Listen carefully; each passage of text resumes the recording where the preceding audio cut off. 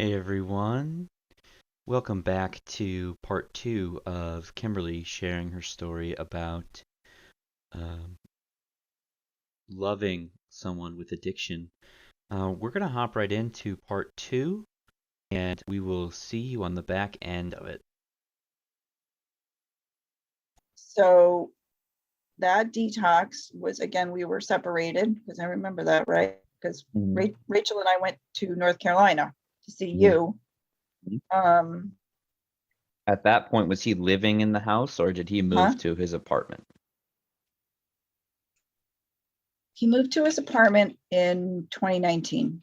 We were living in separate rooms then because neither one of us could afford to live on our own. He ended up getting a settlement from his back surgery and he blew through that money. Hmm. Uh, that again, I don't know, deep rooted things would in his brain that he always had to buy something, always had to have something. He always had to do things that he could never have as a child. He was buying as an adult, Hmm. or acting. He was a child. He was a perpetual child. I don't know. One time a therapist said to us, you're like a 15-year-old. What Think back to when you were 15. What was the trauma at 15 that made your brain not mature any more than 15 years old? You know, which, is kind of a contradiction because when he was an incredibly intelligent man and worked very hard on machines and was very mature when it came to customer service or promoting his abilities and skills. But when it came to fun, he was a teenager and he never let that go. And it bothered, especially your sister, it bothered her a lot. Hmm. So getting back to the detox, he ended up Hmm. going to Bay State Medical Center for another detox. That I think that was the one that I can't even remember. There's so many. Yeah, and Um, I guess that kind of speaks to what the last, 3 years have been like with how fast it's all kind of happened in the last 3 years and what's yeah, happened. And so I believe it was December it of was 19. Was it 2019? 18. 2018 He into went, 2019 because he he went, went to yeah, Texas. Court ordered, right? no, no. I put him there. I was able to put him there. Okay. He agreed to it. He went right from the hospital to the airport to Texas. He promised me he would get sober because he loved his family. He loved me. He wanted to be alive. Hmm. And he did it. And at that point, oh, I can remember looking. He was also put into a coma. He Hmm. was put on a ventilator, which was totally against his will, but that's how I was grabbing at him. I remember calling you that night and Hmm. talking to you about it. Um, but he looked so old and broken Hmm. when he hobbled And out. he had a do not resuscitate, and so we believed that was the end because of the ventilator. He did not want to be intubated. No, but there was a 30% chance. No, there was a 70% chance that he was going to be perfectly fine without brain damage. So that's why I went ahead and said, okay, intubate him. The Hmm. second time he was intubated and flown from the small community hospital to the larger hospital again, they did it without my permission. Mm. So, and that's the one that I think he would have died. He would have died because at that point his body was shutting down. But he went to Texas for 30 days and we went, we all encouraged him and sent him cards and told him he could do it. He And what had, kind of facility was that? Just for clarification. it was it was Recovery Centers of America. Mhm. Um, it was an in-house rehab. They had a structured program every day. He had to go to 2 AA meetings. He went to see a therapist. He was on medication. He was diagnosed with bipolar disease there. He started drawing again, which he loved to draw. He loved to sketch. So after he was discharged and came home, I set him up with all kinds of, art supplies and tools. And he came home. I told him if he went to rehab and he stayed sober, he could come home and we would keep trying. And he did. So and I don't even know how long that lasted. I don't even know. So that was his second detox. And he just, every detox, he just started looking older and more frail. And the last one that I couldn't take it anymore. I knew he was trying to stop drinking because he was doing the deliriums again. And I packed his stuff up. I handed him his healthcare proxy. I took him to Wayne Memorial Hospital in Palmer, which is a small community hospital. And I dumped him in the ER. And I said, you tell them that you're detoxing. I don't want anything to do with you. That was the beginning of the end. Yeah. So I think that's kind of like that point we need to get into a little bit more detail. And we can kind of narrow in a little bit on the story. Because I remember that vividly. And when you dropped him off there, you were not happy. I remember that. So speak to your emotions in that moment, but also in the days following. Well, I was so angry. I just was so angry that he did this again. And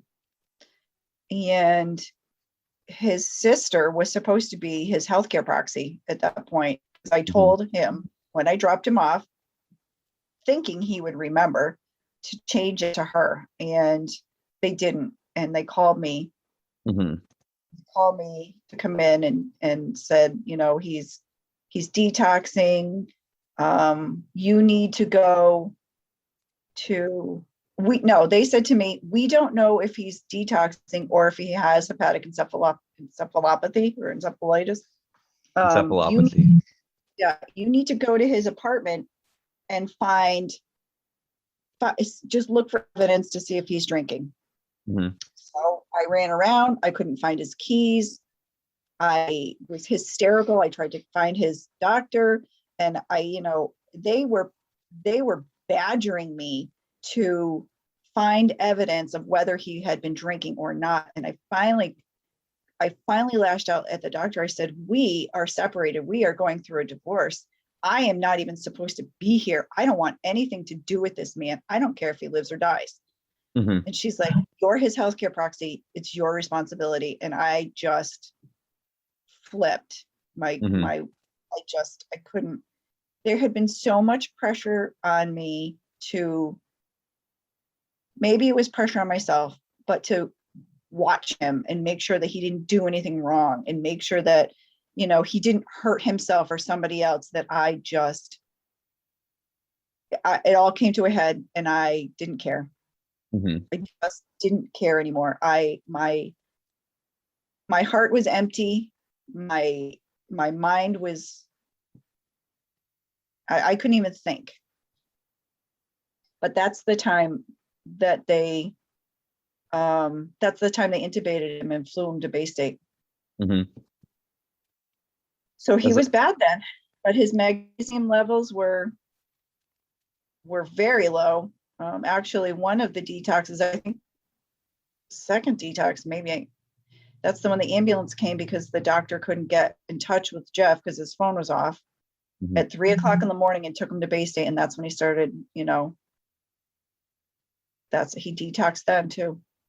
That's what happened before he went to Texas. That's exactly what happened. They sent the ambulance here because they couldn't get him by phone. They wanted to make sure he was okay. And at that point, they said, if you detox again, you're going to have a heart attack and die.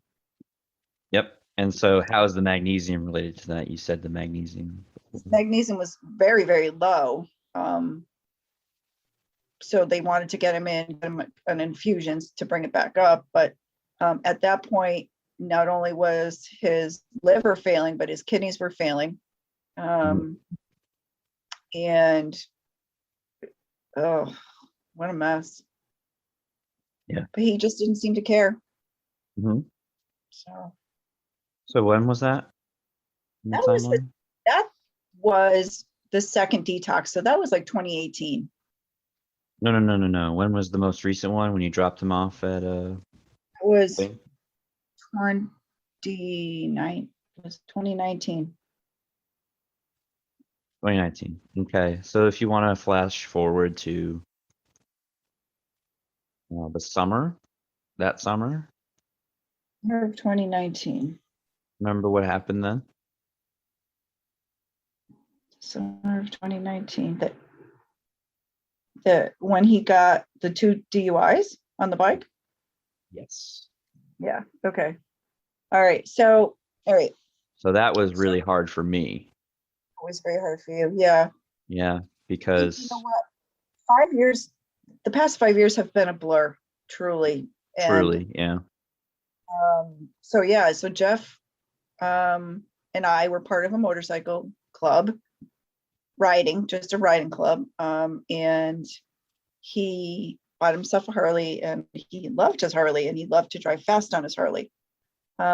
He got, not only did he have the 1 DUI that he had a suspended license for, but he ended up getting 2 DUIs in what, a week, 2 weeks, a month? I think it was 2 weeks. So he ended up going to Worcester County House of Corrections for 10 days.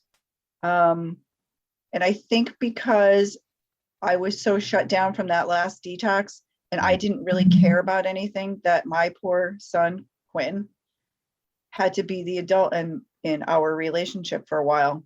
Do you remember why he went to jail? Well, he went to jail because he was driving with a suspended license, and you called the police and said, my father is in a car and he's driving and he shouldn't be. Yep. So I had to call the cops on my dad. It's probably the hardest thing that you ever had to do in your life, and I apologize for that wholeheartedly, because I didn't care about him, and that to me was my life at that point. However, many people pointed out to me, Kimberly, if he's drinking and driving, he could kill somebody else, some innocent person, which didn't even occur to me because I was so worried and so guarded about myself that if he had run into a tree, I wouldn't have cared. I really would not have cared. I was so angry and so hurt that he just kept all of this up. But what I wasn't doing was I wasn't thinking about anybody else but myself. I wasn't even thinking about my children, because I should have been protecting my children. And I think at that point we had found out that Katie was pregnant. Oh my God, yeah.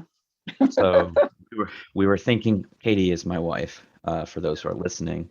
And I think at that point I was thinking, and probably Kimberly, my mother, was thinking that what if he was driving, and what if he hit someone that was also pregnant? And at that point, my father was living in his Jeep, and the Jeep was parked on our property, but it was, as soon as he drove it off of our property, that's when the police stopped him. And at that point, he was taken to the correctional facility for it was either 10 days or 2 weeks, something like that. And We took him to the local. It was 4th of July weekend, so he couldn't do anything. It was my birthday, actually. It was the 6th. Oh, yep. Okay, I'm sorry, I didn't mean to interrupt you. But yes, no, it's okay. No, go ahead. He went to the correctional facility and called everybody in his contact list to come and get him. And the second his second DUI, somebody went and got him, bailed him out, which we I refused to get him. Everybody who knew him, who family wise, refused to get him. But he got bailed out by somebody in our bike club. The third time, nobody bailed him out, and he called and he called and he called and he called. He spent 10 days there. I don't think he detoxed, because I don't remember that. I truly, I He don't did remember. not. He did not detox He that missed, time. 10 days. I'm surprised that he didn't, but he ended up getting out, and That was the court-ordered rehab. yes, he went for 2 weeks to Bridgewater. Mm-hmm. And I thought he was doing well then too. But physically, he lost his muscle mass, and he just couldn't do what he used to do. And again, I think that just pushed him to drink more. So he ended up, after that, finding an apartment in the next town, and we stayed. I still had to do a lot for him, driving and making sure he ate and stuff like that. And I just was, And I'm sure that took a huge emotional toll on you. it definitely did. It definitely did. I was very angry because I was exhausted from working all day. Then I'd have to stop and pick him up and take him. I mean, that's been my life, did it with my mother too. But I really thought when he got some responsibility, and he lived in the apartment, and he was doing his arts and crafts, and he was getting into remote control cars, and he had met guys in the neighborhood that had Jeeps, and he was talking and making friends, I thought things were getting better.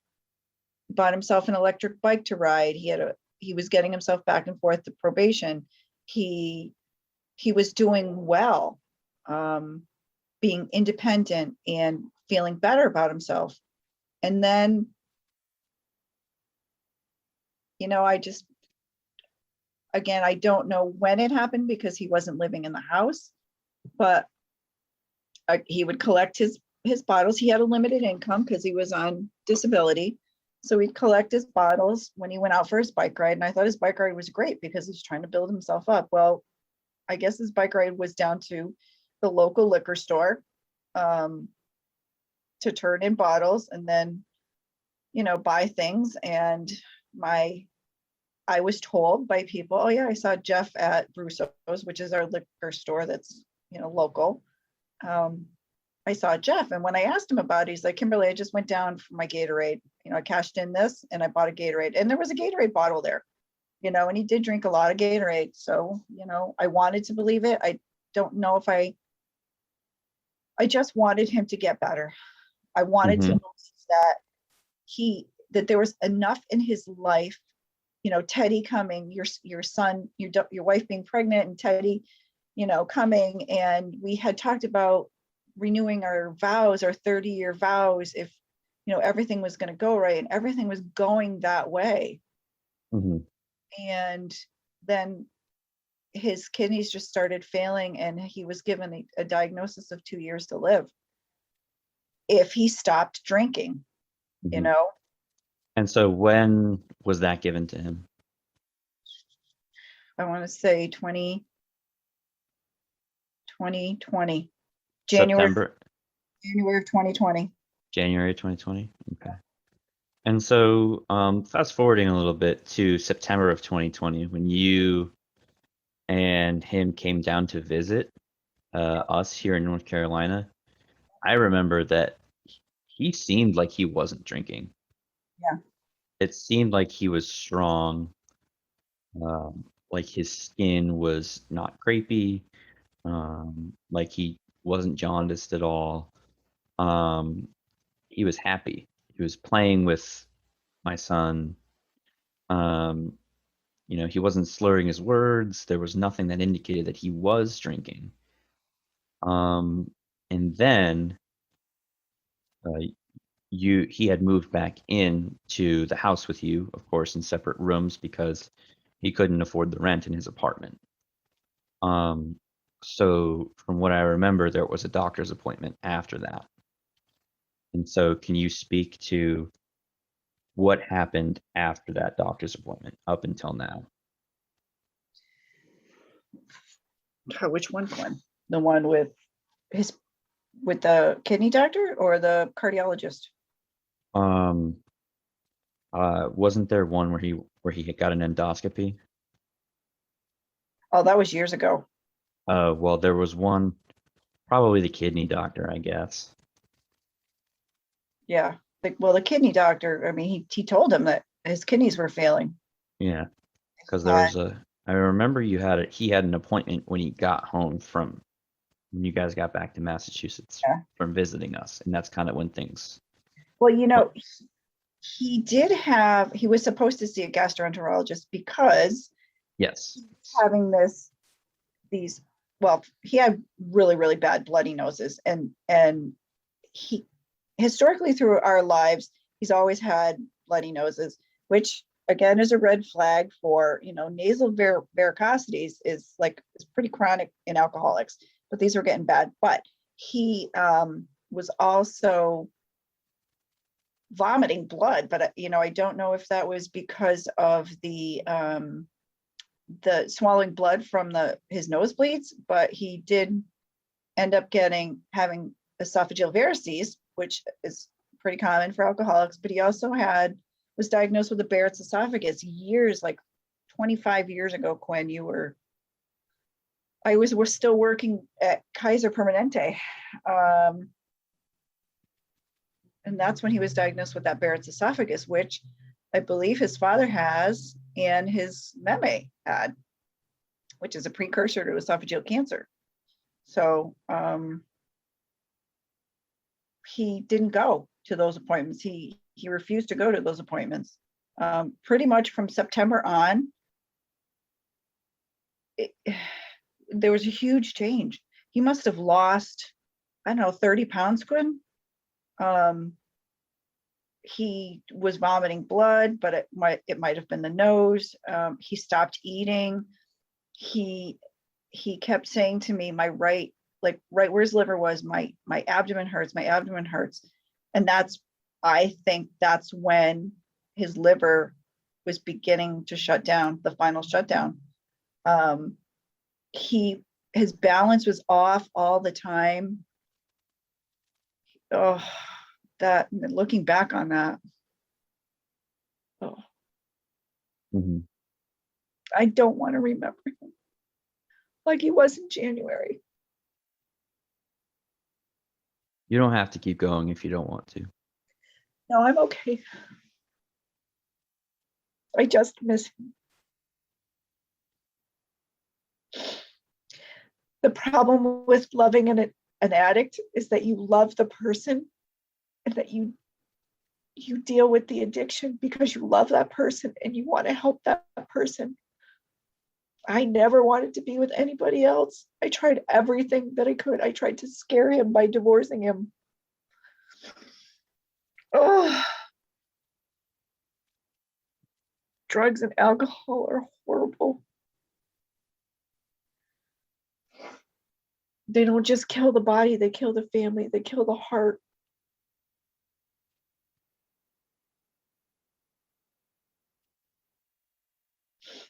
He's not going to see Teddy grow up. He's not going to see her sister get married. He didn't even see me graduate. He was such a huge supporter of my education. Me too. Dad was very, very proud of all of us. He really was a good man. He just had a bad addiction. He would give the shirt off his back to anybody and never ask for anything in return. He was a good human. And for those listening, I'm guessing you understand where this is going. My father passed away January 13th, 2021. Kidney failure, esophageal varices, and liver failure due to chronic alcoholism. So, Mom, if you if you're willing, can you speak to the emotions that you've gone through since that's happened? Sure. I would love to say that I can, um, I miss your father. I miss him terribly. I was angry. I was, I was numb the first month that he was gone. I just didn't even, I was like walking around like a zombie Mhm. because I didn't want to believe it. But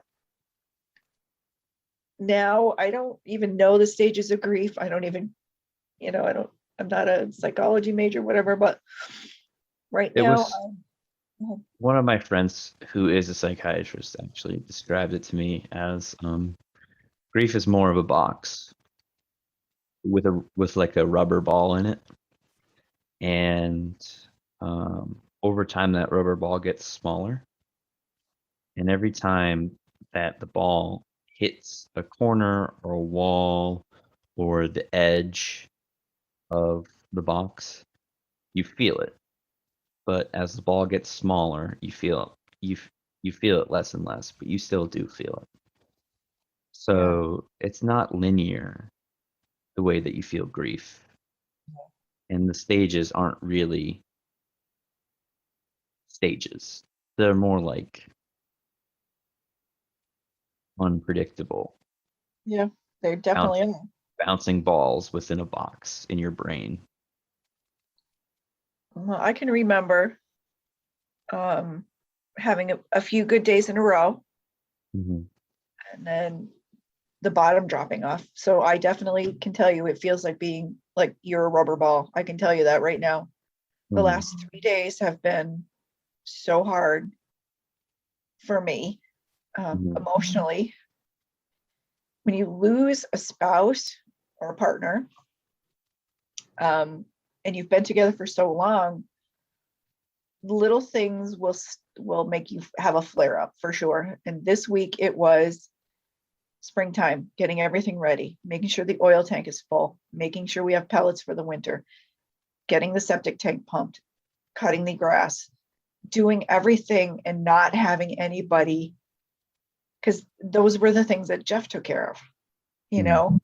Um, there's sadness and aching and anger. I am so angry.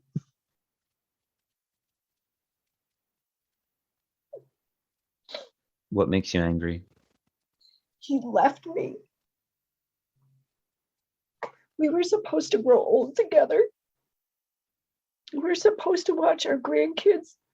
We're supposed to take them onto Maine where we were supposed to retire.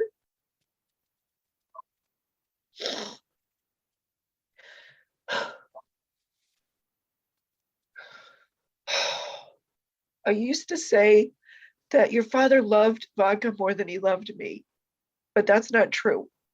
Your father loved me more than anything in the world. It was his body that craved the alcohol, and it was his mind that needed to be fixed, and his heart.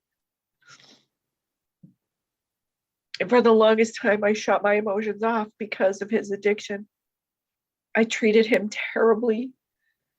I ignored him. I belittled him. I was so angry that he was putting us all through this and never even acknowledged the fact or what he was going through. I never even thought that, this tortured man, what does he go through every single day to have to drink his life away? And in the end, he did. He knew he was dying. He was going to die on his own terms. He drank. Quinn went down into his bedroom after a couple days after he died. They found 70 empty vodka bottles in his room. So he wanted to die on his own terms.